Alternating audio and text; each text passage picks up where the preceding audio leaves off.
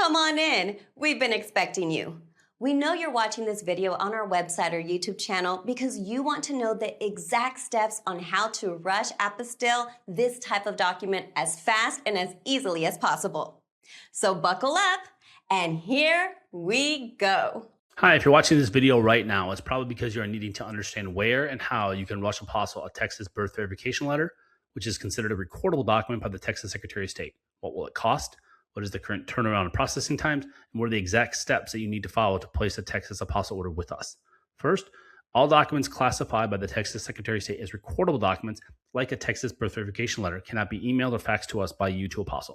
You must either mail us or drop off to us the original or a certified copy of your Texas birth verification letter. It cannot be a photocopy at our main Austin, Texas office. Your Texas birth verification letter must be issued ideally after the year 2000. If your document was issued between 1980 and 1999, you have roughly a 50-50 chance it will get rejected by the Secretary of State because it's too old. If your document was issued before 1980, you can't get it apostilled. You'll have to order and obtain a new current year certified copy from the city, county, or state of Texas. Second, recordable documents do not have to be notarized, and they cannot be notarized. So a notary public cannot make a copy of any recordable document and notarize it for you.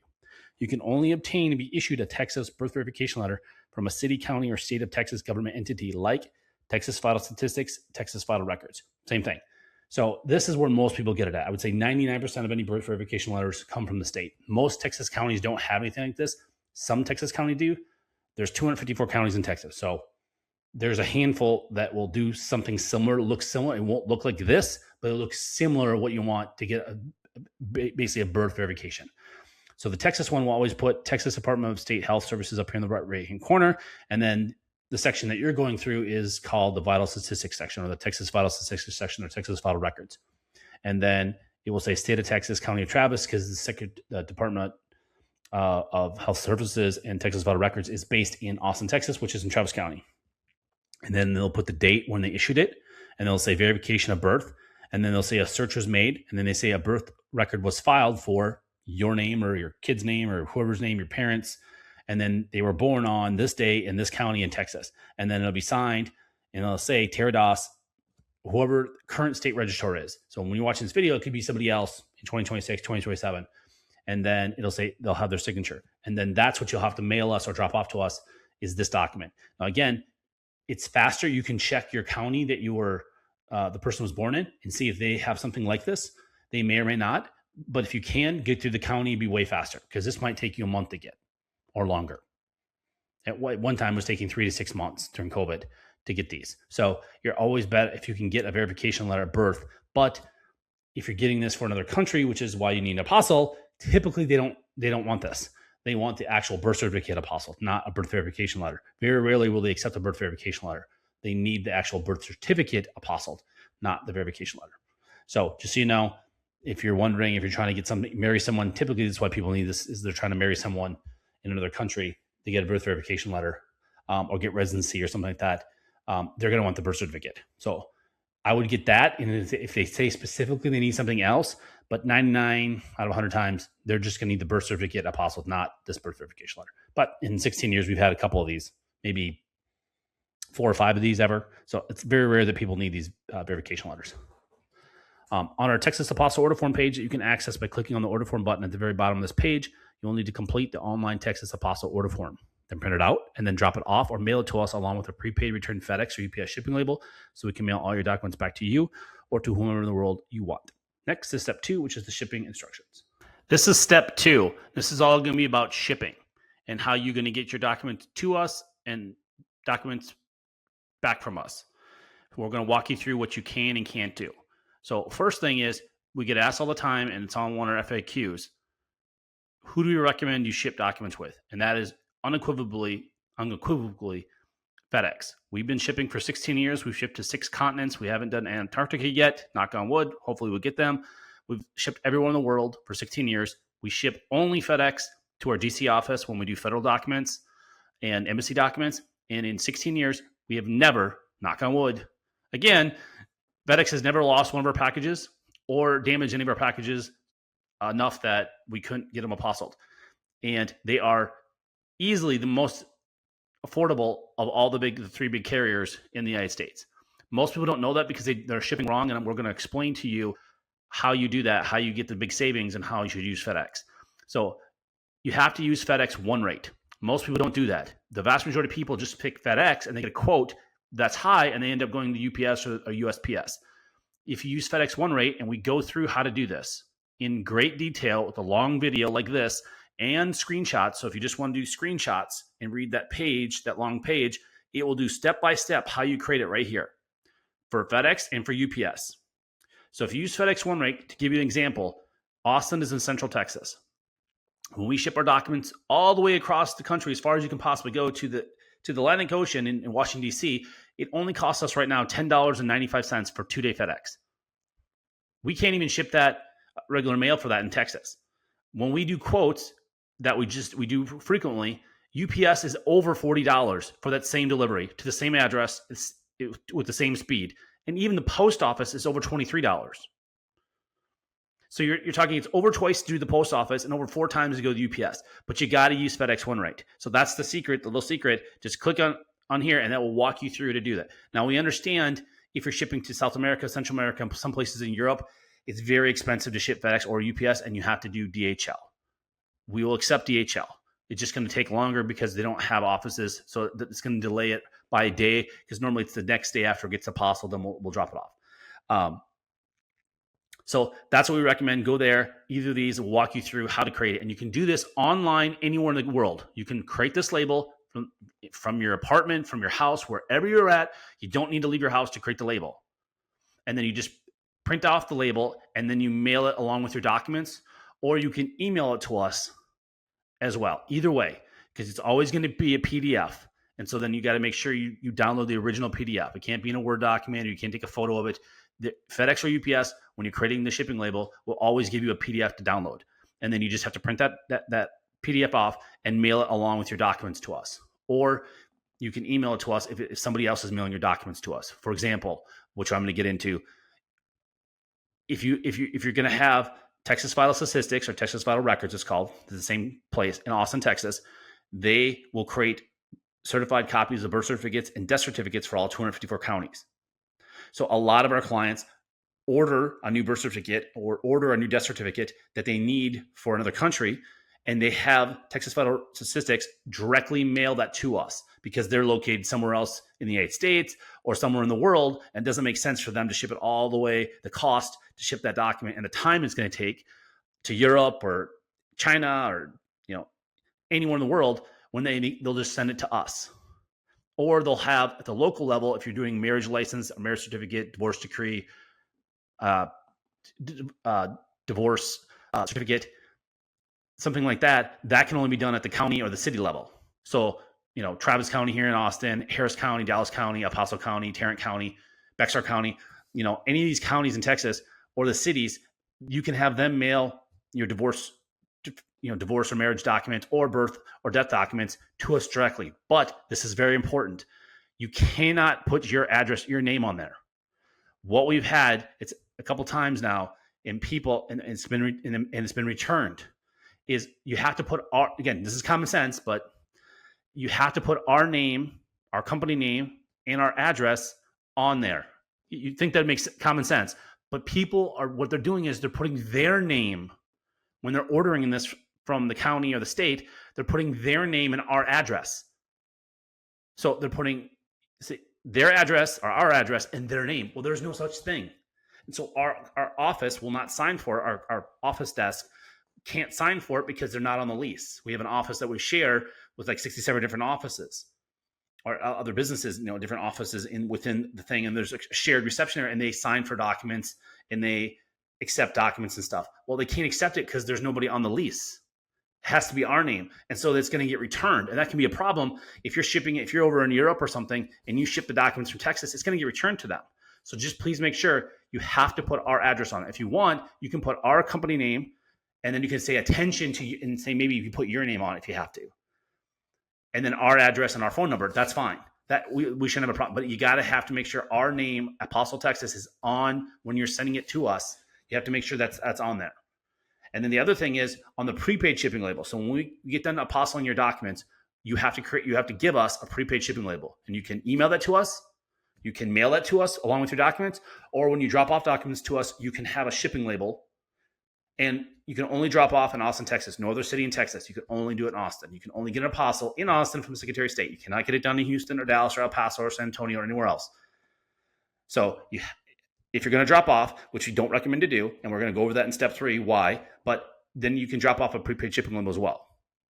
But on that shipping label, you cannot put our information on there. So you have to put your name, phone number, and address, or a coworker, a friend, a family member, a business. It doesn't matter what you put, but you cannot put our address because we'll get billed by FedEx or UPS or DHL if it goes through customs, or if there's more, if your shipping is they want to charge more for shipping, like you didn't pay enough.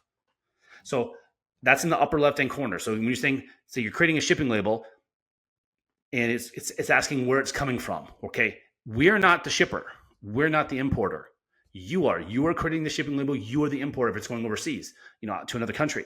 So you have to put that whoever's sending it, but you can't put our. It's coming from Austin, Texas, but we're only dropping it off. So you can't put our information. So again, we will not ship your documents back to you if you give us a shipping label with our information on it, especially if it's to another country. We will not do that. We'll email you and contact you and say, hey, we need a shipping label. It says right here, we did videos, we've done screenshots. We tell you, you can't do that. So you just have to give us a new label that has somebody else's address on. Again, this is never going to matter because it's only there if FedEx loses it, meaning the address that you put on it doesn't exist. Then they return it to the sender. So you don't want it to come back to us anyways. You want it to come back to you. So, or to whoever, a friend, family member, coworker, whatever, a lawyer, wherever you want. But just got to make sure when you put the shipping label, it can't be our address. And we go over that right here on both of these as well. And then if it's shipping overseas, you have to do a customs invoice. Okay. So that's not all countries, but almost all countries, when you're sending documents, they want, they call it, sometimes it's called a customs invoice or a commercial invoice. You're going through customs to another country. You don't have to do this domestically, but if you're sending it to like Canada or Europe, China, Australia, Middle East, South America, they're going to want they want to know what's inside the envelope. And so you can click here for FedEx and here for UPS. And we already have a pre-filled out for you template that we've worked with both FedEx and UPS managers to help us strip off all the crap on those forms because it can be confusing. You don't need it. And we just have it all pre-filled out for you. And all you got to do is put your information on there, the address, and then sign it and date it. That's it. And then you can print that off and mail it to us or email it to us or drop it off when you drop off your documents to us when we want to return it. So again, that will go through here, both of these. And again, some countries don't matter. Like for example, Mexico, you don't need it, but a lot of people do it anyways just to be safe. And we'll just stick that in there with the package when we're mailing it, the customs invoice. But for sure, I know Mexico doesn't care. At least with documents, packages, they will care. You have to have a customs invoice. But when it comes to documents, they don't care. So yeah, that's pretty much it for shipping. Thank you. This is step 3. I'm going to go over the current pricing that we have. And if you're going to drop off documents to us, and our turnaround times that are as of today, November 30th, 2025. So if you're going to drop off documents to us, what you're going to need to do is you're going to need to print off our order form that you do online, which you're going to click down here, right here. By clicking this, you'll go to our order form page, and that's what you're going to fill out online and then print it out. And there's another video there that will go through how to fill out the order form and all that stuff. So if you're going to mail your documents to us, which is what most people do, you print out our order form and then you send that along with your documents like we state in step 2, you send it to us. If you're going to drop off your documents to us in person, which does not speed up the process, and I'm going to go over that, if you're going to drop it off in our Austin office, which is the only location, not Houston, not Dallas, only our Austin office, you can drop it off, your documents. So if you live in the Austin area, you need to print off our order form and then bring that in along with your documents. And then I'm going to go over right now our cutoff times. So for same day service, what that means is we're going to file your legal documents with the Texas Secretary of State if we get your documents by 12 p.m. Central Standard Time, Monday through Friday, excluding any major federal or state holidays. So whenever the Secretary of State is open, and they're actually closed more days than just the federal and state. Like for 4th of July this year, they closed the Monday after 4th of July. That wasn't a federal holiday. And they closed this week, Wednesday, before Thanksgiving, and that was not a federal holiday. Or Black Friday,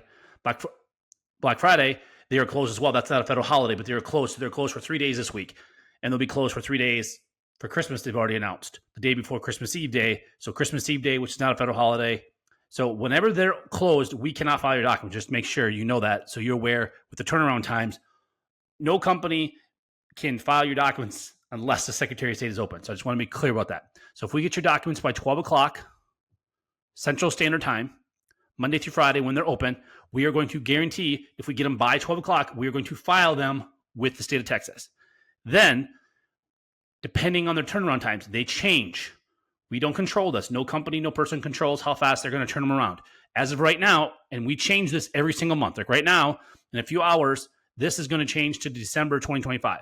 So if you're watching this video in the future, in 2026 or 2027, forget what you're seeing on this video. Whatever it says right on this page right here, this is what the current turnaround time is going to be for the Secretary of State. And I'm going to go through this on our examples. So as right now, November 2025, it takes between 0 and 2 business days for the Secretary of State to issue apostils on documents. And I'm going to explain what 0 days means. Okay? So we give some scenarios here. So if we receive your paperwork by mail or drop off by noon Central Time, we're going to file your documents. Then it's possible, not probable, the Secretary of State is going to issue your apostille the same day. So same day means 0, meaning we're going to get your document by or before noon of that day. We're going to file it that day, and they may issue it that same day, and we're going to mail back to you the exact same day. That is 0 days. Or it could take them up to 2 business days after we file it to them have them issued to you. Okay, so I'm going to explain our examples here. So scenario 1, we receive your documents before or by our noon Central Standard Time cutoff time on a Monday, and then we file it that same day. The Secretary of State will either issue an apostille on your documents the same day, which is 0 days. The next business day, they might do it, which is 1 day, or 2 business days. So the worst case scenario, you're going to get it and mail back to you is on Wednesday. So that is the best case scenario if we get your document by 12 o'clock. Okay. Example number 2 is if we get your document after noon Central Time. So if you mail it to us and we get it at 2, 3 o'clock in the afternoon from UPS or FedEx or DHL, or you drop it off at our office at 2, 3, 4, 4:55, we have people right before 5 o'clock drop it off on that same Monday, we're going to file it then we can only file it the next day. We're going to file it the next business day. And then they could issue it that same day. That's 0 days. They might issue it the next business day, 1 day, or 2 business days. So worst case scenario, we can pick it up and mail it back to you on that Thursday. So again, both scenarios, if we get your document on a Monday, we get it before noon or after noon, it's going to be Wednesday or Thursday. So again, the absolute worst case, unless there's a zombie apocalypse or an orc uprising or alien invasion, if you do it on Monday, it's going to be mailed back to you on Thursday. Worst case, best case, it can be mailed back to you on Monday. So just to go through that. And I cannot stress this enough. If you're traveling to our main office in Austin, dropping off your documents instead of mailing to you does not speed up the process. It doesn't matter if we get them by drop off or by mail before noon or after. It's going to be the same turnaround time. Too many people, they don't read our website, they don't contact us, and they show up thinking it's going to be done the same day. And that's not possible because it's Secretary of State. It's up to them. They are going to decide if they're going to issue it the same day, next day, or 2 days. So please, unless you live in the Austin area, it does not speed up the process. Just overnight your documents to us, like we say in step 2, how to do it. Okay. And then these prices are as of today. These might change next year in 2026 or 2027 or 2028, whenever you're watching this video. But don't go by what this video says. Go by what this is saying right here. Whatever this says right here, whatever it says right here at this time, that's the current pricing. So for the first document, so if you need 1 document to apostille at the Secretary of State, it's $95. And that includes all filing fees. So you don't write us a check or money order, a cashier's check. You don't send us money for the state filing fee. And you do not do the paperwork. You don't send us the state form. We have our own forms, and we pay the filing fee. So it's just $95. That's it. There's no tax. It's just $95 flat. That's all you call. And then if it's multiple, it's discounted. And this is just an easy little chart for you. If it's one document, it's 95. If it's two documents, you need apostille. And this is at the same time. It's 170, 3, 245, so and so and so and so. So that's just the current pricing all the way. We just have it. And again, any additional documents are $75 each. And then when you're ready to order, you just click this button, and that's going to take you to our order form page for Texas Apostles. And again, this is only for Texas. This isn't for federal pricing or corporate pricing, Texas corporate pricing for corporate documents to apostille or embassy fees. This is specifically only for Texas Secretary of State and Texas documents. So documents that are notarized by Texas notary or documents that were issued from a Texas entity, city, state, county, or state government, like a Texas birth certificate, death certificate, marriage license, divorce decree, criminal records, checks, driver's license, power of attorneys, stuff like that. So that's step 3. Thanks.